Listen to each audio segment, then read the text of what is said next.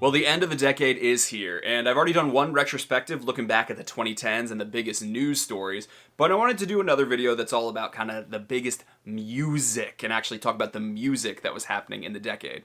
However, I don't want to sit here and make a best songs list and a best albums list. There's a million of them that are already posted of the best country albums of the 2010s, and those are written by some great staffs of some great music magazines. I'm just a one-man show, so I'm going to focus on 2019 for now, but I still wanted to touch on kind of what was the music in this past decade, this strange decade of country music that really connected with people the most. And so this video is going to be the most influential country albums of the 2010s. The idea for this was inspired by a blog post on Shore to Shore Country. I really enjoyed reading it, and I thought I could do something similar here. I'll have it linked in the description down below. So Billboard magazine has released all of these really interesting charts that are looking back at the decade, and they have a top country albums chart. So to come up with this list, they were taking into account pure album sales and streams and digital downloads of singles. And all of that would equal album units. It's very complicated. If you're interested, just Google equivalent album units and you can find out how Billboard counts a sale of an album. And I thought the list was actually really interesting. At number 1, the best-selling album of the 2010s was Chris Stapleton's Traveler, which that's kind of a hard fact to be mad at. Even in this whole decade of bro country, the best-selling album was one that is undeniably great and a classic. As I said in the last video, Chris Stapleton had his major breakout moment singing Tennessee Whiskey and Drink You Away at the CMA Awards in 2015 with Justin Timberlake, and that day he was born as a new country superstar.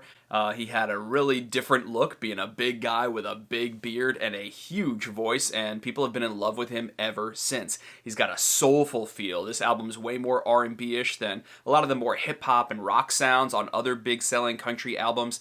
And what's cool is that Traveler sold steadily. I mean, you still see it pretty high up on the charts week to week today. At number 2 was the totally opposite end of the spectrum. The poppiest of poppy albums that there was in the whole decade, Sam Hunt's Montevallo. This album was certified triple platinum. It had Sam Hunt doing his kind of Drake impression thing that he does of kind of talk singing and kind of picking up girls, but not picking them up. But I don't want to get your number. I just want to take your time, doing his kind of play a thing. Honestly, if anyone pulls that off within country music, it's Sam Hunt. And I do think there have been a lot of copycats that have done it in a way more cringy way. At least with Sam Hunt, even though it is completely pop, it at least is good pop. At number 3 was Here's to the Good Times, which was Florida Georgia Line's debut album, which was kind of the big bang of the bro country sound. But I think people gotta remember that before we all got cynical about Florida Georgia Line and before they kind of became a little bit of a bro country punchline, at least in our slightly pretentious country fan community, we all loved the song Cruise. And I think this album actually sounded super fresh at the time. And what really happened was everyone copied this album. Everyone saw how well this sold and they were like, let's make a copy of Here's to the Good Times. Going down the rest of the list, we got Luke Bryan's Crash My Party at number 4, Luke Combs's This One's For You at number 5, and I think what's really notable about that is that Luke Combs actually tied Shania Twain's record for most weeks at number 1 on the Hot Country Albums chart, because this thing couldn't be stopped until Luke Combs released another album, which then went to number 1. So I don't know if he's ever going to break Shania's record because he put out a new one. But certainly the fact that just in 2 years he was able to catch up and get all the way to the 5th best-selling album of the decade, that's a testament to how much his career has exploded. Jason Aldean's My Kind of Party is at number 6, Luke Bryan's Tailgates and Tan Lines is at number 7, Lady Antebellum's Need You Now is at number 8, and, you know, that really rode off the success of the biggest single they're ever gonna have, Need You Now. It became a big pop crossover. That album came out early in 2010 and just really set them up for a very successful decade as the resident sort of longing duetters of country music. Kane Brown's self-titled album was number 9, and at number 10 was Eric Church's Chief. Chief was the album where I think everything about Eric Church's career kind of clicked together. To me, it's not quite as good as Mr. Misunderstood, but it is a freaking fun and strong album, and you really started to get the sense that Eric Church wanted to veer away from the standard path of the big stadium acts like Luke Bryan and like Jason Aldean, that's where his whole kind of badass persona started to be born. The thing I like about charts is that objectively, these are the most influential albums in country music. These were the ones that sold the most. These were the ones that connected with people. While Luke Bryan and Jason Aldean might make really formulaic, cookie cutter, sort of dumb music to my ear, they sell out stadiums, and there's people that really love those albums. And I gotta say, even on like a Luke Bryan album, he'll have cuts from like Red Akins and Luke Laird, even some Dallas Davidson cuts that are really smart. They're not badly written songs.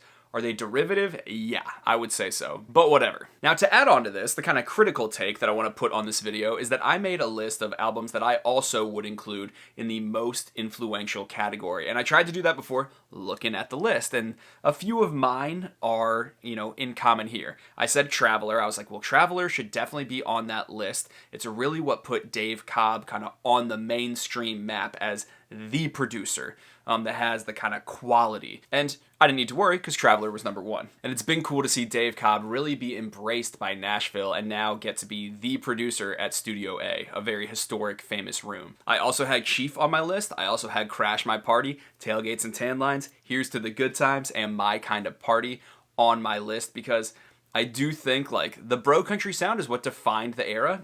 Those fit perfectly. That really is kind of the sound of these past 10 years. And those guys represent to me what so many of the acts that we don't even think to remember, so many of these faceless radio dudes that no one could pick out of a lineup, those are the guys that they were chasing. But there are definitely a few other albums that I don't think get their credit for being as influential and important in the country music landscape over the past 10 years as they maybe should. The first one I want to talk about is Speak Now by Taylor Swift. This was her third album, and it was one that she wrote every single song on by herself. And I think the symbolism of her having done that as a country artist, and yes, she was starting to veer very toward pop on this album, is really significant because over the past 10 years, the number of songwriters in Nashville has dwindled and dwindled and dwindled. There's literally like 80% less than there were before. And interestingly, what's happened is a lot of songwriters have started being really common co-writers with one another. And trust me, I got a video on this coming up sometime, but it's going to be cool. So that means we're getting more and more and more of the same very small pool of songwriters, very small pool of perspectives, and a lot of the songs are starting to sound the same, even as songs are having more and more and more writers on them. It's like people don't want to take any chances. They're putting 3, sometimes 4, sometimes more songwriters on each song. So the fact that when Taylor had everything to lose as her career was starting to explode, made an entire album of songs that she wrote by herself, it's just kind of badass to me. And you got really great songs on there like Dear John, which is just freaking mean, and the song Mean, both of which are awesome. I'll always think that's a cool move. On my list, I also had Aaron Watson's The Underdog. I mentioned this in my last video, so check out that video. But basically, Texas artist comes out of nowhere, gets a #1 album the very same week that Gary Overton had said, if you're not on country radio, you don't exist. I really think this was an important moment because it showed that country music was not just what was on country radio. And it really made a lot more people, self-included, aware of the Texas scene. And the gargantuan Texas music scene and that whole ecosystem over there is fascinating. And I don't know when Nashville is going to wake up to it. It seems like they're maybe finally kind of a little bit starting to by giving people like Cody Johnson a distribution deal. But for me, The Underdog was the album that showed we can do it our own way and be successful. So be with us or don't, Nashville. Speaking of Texas, I would be remiss not to mention the Turnpike Troubadours' debut album, Diamonds and Gasoline. Now, I'm not going to sit here and say that I was on board with the Turnpike Troubadours right when this album came out in 2010, because I, like many people, have found out about them over the years, and I really got on board probably 5 or 6 years ago. But their debut with songs like 7 and 7 and Long Hot Summer Day has probably been the single most influential and revered album in the red dirt scene. So now you're seeing other bands kind of like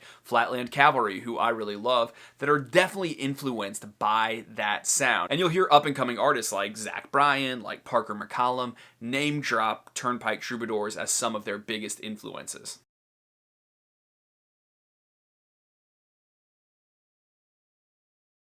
Southeastern by Jason Isbell is another album that I wanted to talk about. Maybe this one's a little more personal to me, but this was the album that like red-pilled me and made me aware of the kind of independent country music scene or Americana scene. I know there's a fight about the terms, asked Tyler Childers. As a man who identifies as a country music singer, I feel Americana ain't no part of nothing.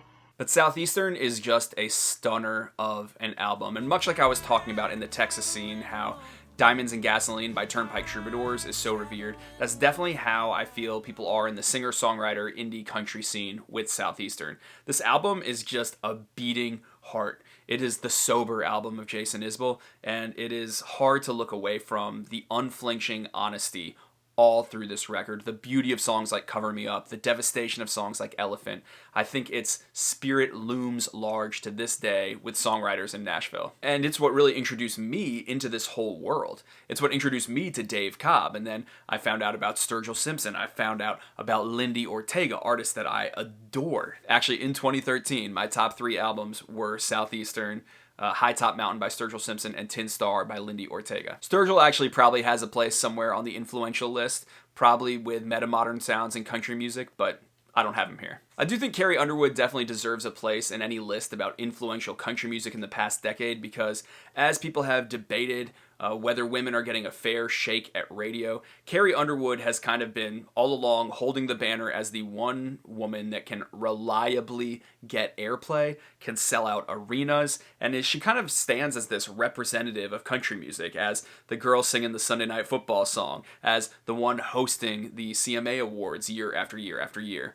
And really, if I had to include an album of hers on this list, it would definitely be Blown Away. I think with songs like Good Girl, Blown Away, Two Black Cadillacs, you're getting all these kind of trademark Carrie Underwood isms. You're getting big soaring vocals, you're getting production that's way on the poppier end, and you're getting stylization that's super glitzy. And that's kind of Carrie Underwood's brand, and I feel like it all came together and had a huge tour around it on the Blown Away era. I actually think if ever there were a time that she really should have won Entertainer of the Year, it was probably in that era. And of course, you know, she wasn't nominated. She just finally got nominated this year. The Carrie Underwood model, the Carrie Underwood style has been something that so many up-and-coming female country stars are attempting to emulate. And speaking of women in country, this video would certainly not be complete without talking about an album from Kacey Musgraves. But I'm not sure which album to include. Now, Kacey, I knew had to be in this video because she's freaking interesting. She's witty, whip smart, she's kind of sassy, and she's an incredible songwriter and has this very gentle delivery.